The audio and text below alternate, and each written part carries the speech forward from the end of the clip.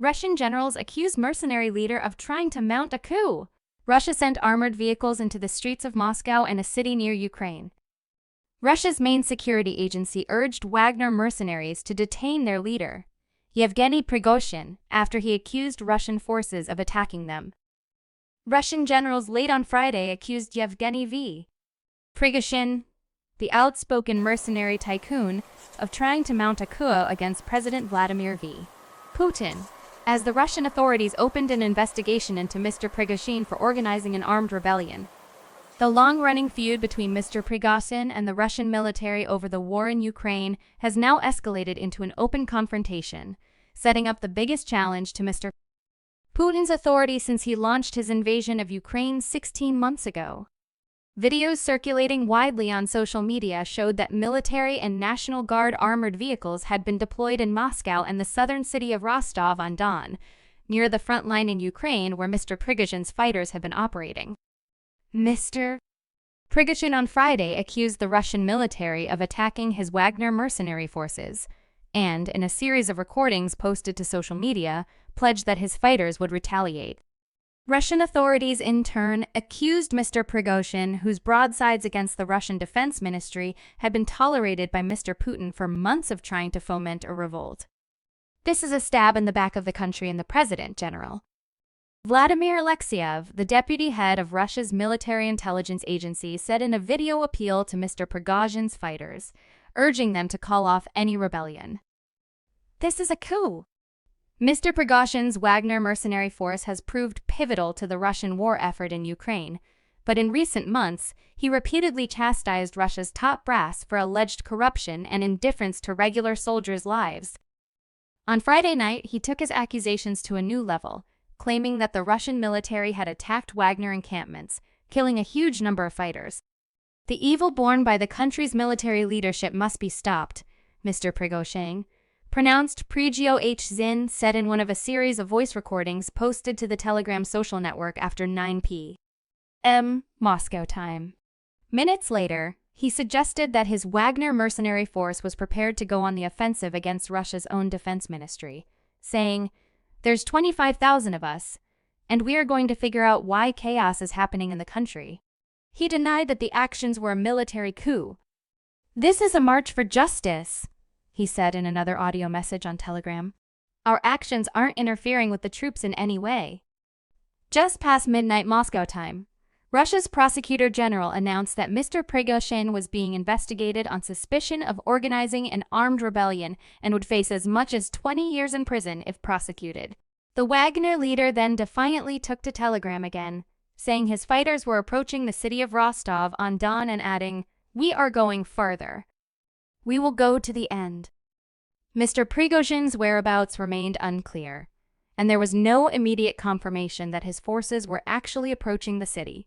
While President Volodymyr Zelensky of Ukraine had yet to comment as of Friday night, one of his advisors, Mikhailo Podolyak, warned on Twitter that tumultuous times are coming for Russia. White House officials said they were following the events, but would not say much more. "We are monitoring the situation and will be consulting with allies and partners on these developments," said Adam Hodge, a National Security Council spokesman.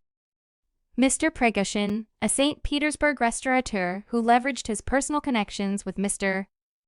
Putin into lucrative government contracts, gained international prominence after his online troll factory interfered in the 2016 American presidential election and after his Wagner fighters were deployed in Syria and across Africa as a shadow force believed to be fighting for Kremlin interests.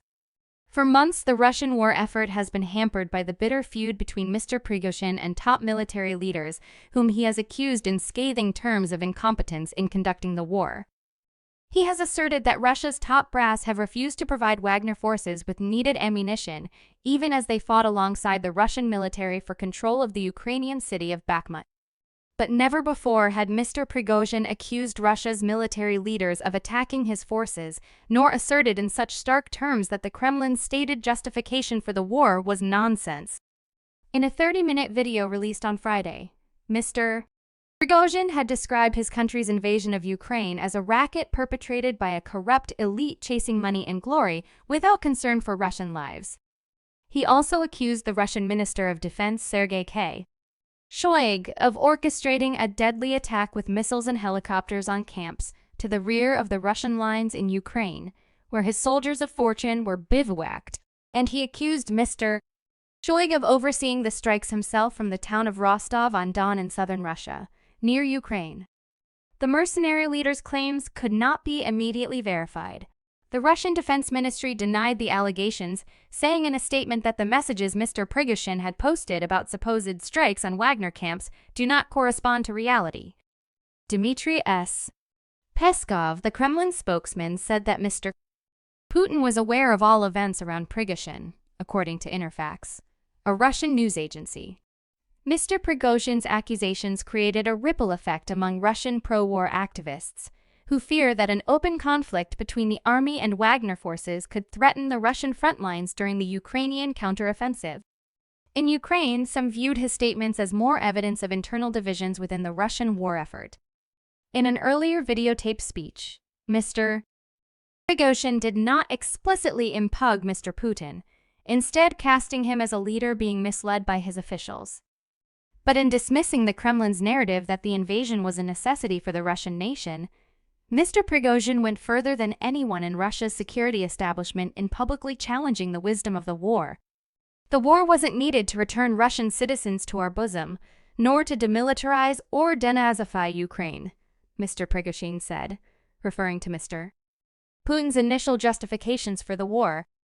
The war was needed so that a bunch of animals could simply exult in glory. Friday's diatribes deepened the enigma of Mr. Prigozhin's ambiguous role in Mr. Putin's system. His Wagner troops, composed of veteran fighters as well as thousands of convicts, whom Mr. Prigozhin personally recruited from Russian prisons, proved key in capturing the Ukrainian city of Bakhmut in May after a months-long battle. But during the battle for Bakhmut, Mr. Prigozhin also emerged as a populist political figure, excoriating Russia's military leadership for corruption. His angry recordings and videos posted to the Telegram messaging network cast top military and Kremlin officials as unaware and uncaring of the struggles of regular Russian soldiers. So far, Mr. Putin has not reined in Mr. Prigozhin, even as Mr. Putin's security forces have jailed or fined thousands of Russians for criticizing the military or opposing the war. Some people who know Mr. Putin have said they believe that he still sees Mr. Prigozhin as a loyal servant applying needed pressure on a sprawling military apparatus. Others theorize that the Kremlin had orchestrated Mr. Prigozhin's tirades against Mr. Shoigu, the defense minister, to deflect blame from Mr. Putin himself. But Friday's statements complicated the picture, with Mr. Prigozhin going after not just Mr. Shoigu, but also unnamed oligarchs around Mr. Putin, while casting the entire official rhetoric around the invasion as a sham. He said there was nothing out of the ordinary in Ukraine's military posture on the eve of the February 2022 invasion, challenging the Kremlin's justification that Ukraine was on the verge of attacking Russian-backed separatist territory in Ukraine's east. Our holy war with those who offend the Russian people, with those who are trying to humiliate them, has turned into a racket, he said. Mr. Prigozhin also asserted in his video that Ukraine's counteroffensive to gain back territory was going much more poorly for Russia than the government was letting on. On Telegram, pro-war commentators quickly pushed back against that claim, including Igor Girkin, a former paramilitary commander who himself has often criticized Russia's top brass. Prigozhin already should have been handed over to a military tribunal for many things, Mr. Girkin wrote. Now also for treason.